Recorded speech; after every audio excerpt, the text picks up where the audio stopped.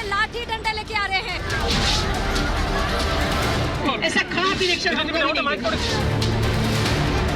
पहले दिन से नंदीग्राम का लोग को अपमान करना उसकी आदत में पड़ गई। होम मिनिस्टर इंस्ट्रक्शन दिया है, क्यों इलेक्शन को होम मिनिस्टर के इंस्ट्रक्शन सुनेगा? वैसे आज नंदीग्राम के लोगों ने ये काम पूरा कर दिया।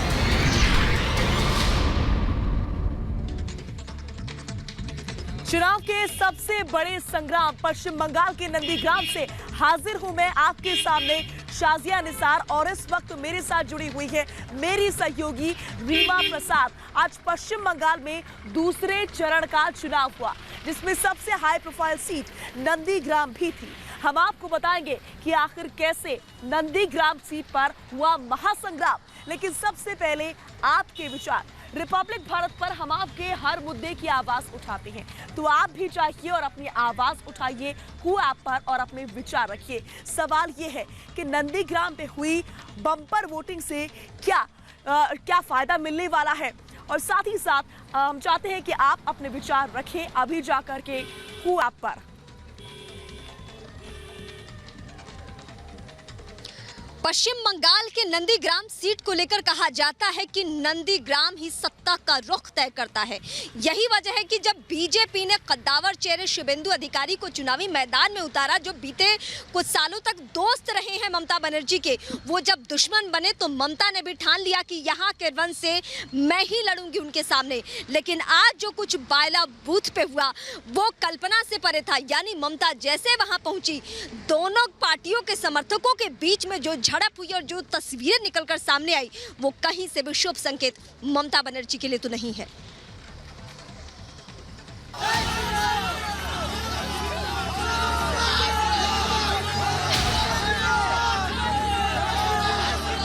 ममता बनर्जी जिस रास्ते से गुजरती हैं, वहां जय श्री राम के नारे क्यों लगते हैं? क्या ये नारे ममता दीदी को चिढ़ाने के लिए लगाए जाते हैं?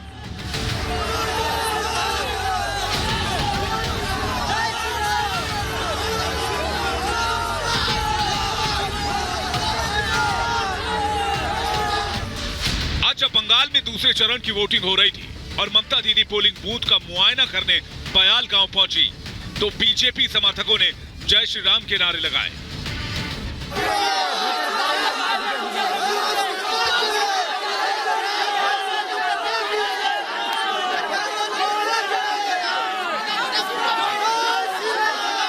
दोपहर तक तो वो बाहर नहीं निकली थी, लेकिन 1-2 बजे उनको ख्याल आता है कि उनको बाहर निकलना चाहिए, और बाहर निकलते उनको ख्याल आता है बूथ पर पहुंचने का।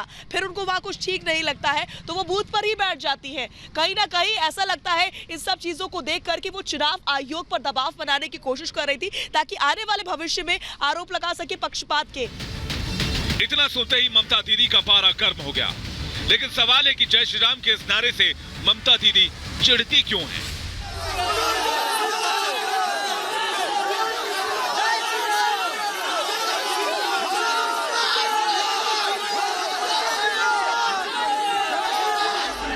जय श्री राम के नारे ममता बनर्जी के कानों में कांटों की तरह चुभता है। दीदी के कानों में जय श्री राम के नारे ऐसे खटकते हैं जैसे उनके कानों के पास कर्कश संगीत बज रहा।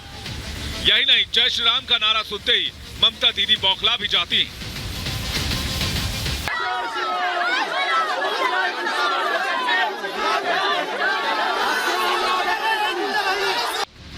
नाक की लड़ाई बन चुकी नंदीग्राम में ममता की मौजूदगी में जय श्री राम के नारे लगे। बीजेपी तृणमूल समर्थकों के बीच तीखी नोकझोंक भी हुई और दोनों पक्षों ने एक दूसरे पर वोट डालने से रोकने का आरोप लगाया। आज वो हुआ जिसकी किसी ने कल्पना नहीं की।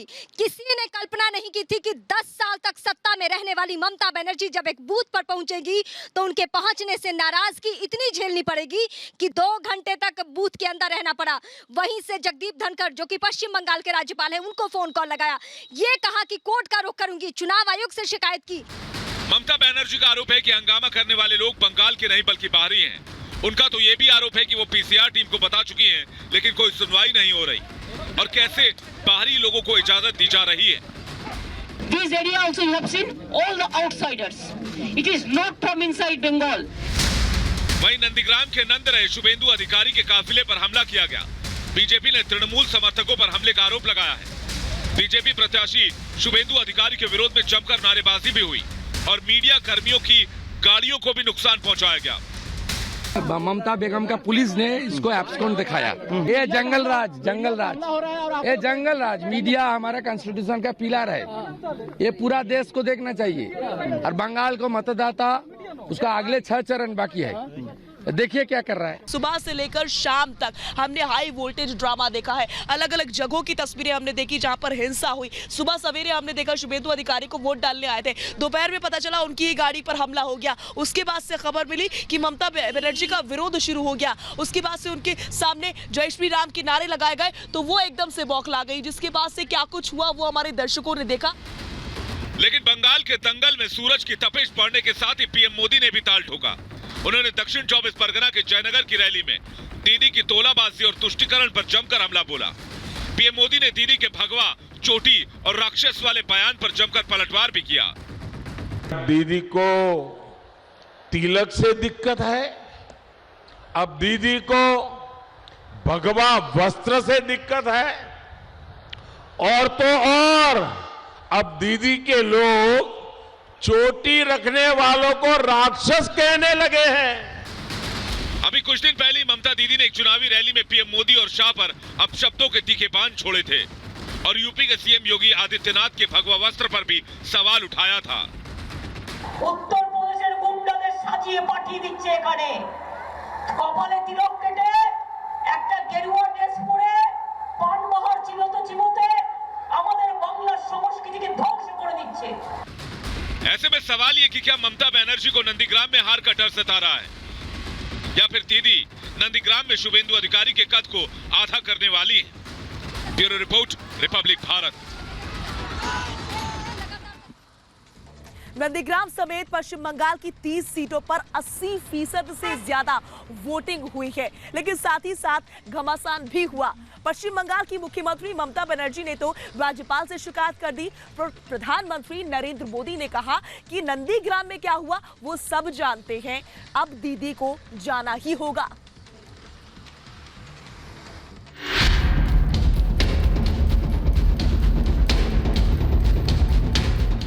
ये तस्वीर नंदीग्राम के बोयल गांव के एक मतदान केंद्र की है, जहां वोटिंग के दौरान वहां से चुनाव लड़ रही ममता बनर्जी अचानक पहुंच गई और बूथ के अंदर करीब 2 घंटे तक बैठी रही।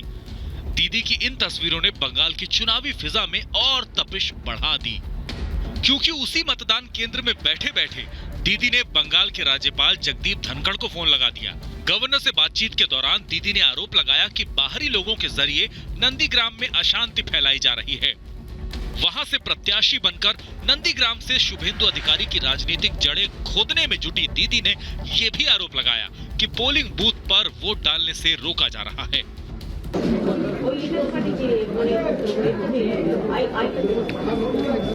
राज्यपाल जगदीप धनखड़ से बातचीत के बाद दीदी मीडिया से भी रूबरू हुई। আমি ওনার সাথে পার্সোনালি কথা বলেছি, আমি পার্সোনাল সিক্রেসি মেইনটেইন করি। I can't say whatever I discuss with the observers or whatever I discuss with the governor, that is absolutely my confidential and secret matter that I am not going to disclose. दीदी के इस बयान ने एक बड़े सवाल को जन्म दे दिया कि क्या दीदी नंदीग्राम से चुनाव हार रही हैं? इस सवाल का जवाब देने के लिए नंदीग्राम से बीजेपी प्रत्याशी शुभेंदु अधिकारी खुद सामने आए। उन्होंने पूरे जोर शोर से ममता के आरोपों के पीछे की वजह बताई।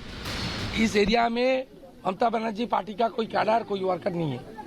वो सीधा सीधा ड्रामा पूरा दिन, सुबह 7 बजे से शुभेंदु है मार्केट में, ममता नहीं है। इसलिए ड्रामा और मीडिया पब्लिसिटी, इसके लिए फिरका परिस्थिति का जो रास्ता उन्होंने चुना। शुभेंदु के इस दावे के बाद एक बार फिर वही सवाल उठ गया कि क्या नंदीग्राम आना दीदी की सबसे बड़ी राजनीतिक भूल साबित होगी, और क्या हार के डर की ही वजह से वो चुनाव आयोग की तैयारियों को कटघरे में खड़ा कर रही हैं? क्योंकि बंगाल का राजनीतिक इतिहास देखें तो जब जब विधानसभा चुनाव में सत्ता पर काबिज दल की शिकायतें बढ़ी हैं, तब तब सत्ता में परिवर्तन हुआ है। शायद यही वजह है कि पश्चिम बंगाल के उलुबेरिया में चुनावी रैली करने पहुंचे पीएम नरेंद्र मोदी ने भी दीदी के रवैये पर तंज कस दिया। अभी कुछ ही देर पहले नंदीग्राम में जो हुआ वो हम सब ने देखा है। ये दिखाता है दीदी अपनी हार मान चुकी है। ये दिखाता है बंगाल में बीजेपी की सरकार बनने जा रही है। इसके बाद प्रधानमंत्री ने यह भी दावा किया कि ऐसी अफवाहें हैं कि दीदी आखिरी चरण की किसी सीट से भी चुनाव लड़ सकती हैं। अभी भी आखिरी तबक्का जो है उसके चुनाव के नामांकन अभी बाकी है। जरा बताइए ये अफवाह में कितनी सच्चाई है। यहां जो लोगों में कानाफूसी चल रही है कि आप अचानक किसी एक सीट पर आखिर में फॉर्म भरने जा रही हो, क्या ये सच्चाई है क्या? चुनाव में राजनीतिक आरोप और दावे अपनी जगह हैं, लेकिन इस बात से तो खुद दीदी भी इनकार नहीं कर सकती कि वो अपनी राजनीतिक करियर की सबसे मुश्किल लड़ाई लड़ रही हैं, जिसका नतीजा राजनीतिक संन्यास भी हो सकता है। Bureau report, Republic Bharat. आज हमने शुरुआती वक्त में ही आपसे एक सवाल पूछा था कि क्या नंदीग्राम में बम्पर वोटिंग हो रही है तो उसका फायदा शुभेंदु अधिकारी को पहुंचेगा। आपने जो कू ऐप के जरिए हमें जवाब भेजा है उसके मुताबिक 97%, एक बार फिर से सुनिए, 97% लोगों ने कहा है कि हाँ फायदा होगा। मात्र 3% ऐसे लोग हैं जो कहते हैं कि फायदा नहीं होगा। तो ये है आज का सियासी संग्राम नंदीग्राम का। जी हाँ, और इसी के साथ बंगाल चुनाव और इसके अलावा तमाम बड़ी खबरों का हर अपडेट लगातार हम आपसे साझा करते रहेंगे। आप देखते रहिए रिपब्लिक भारत, राष्ट्र के नाम।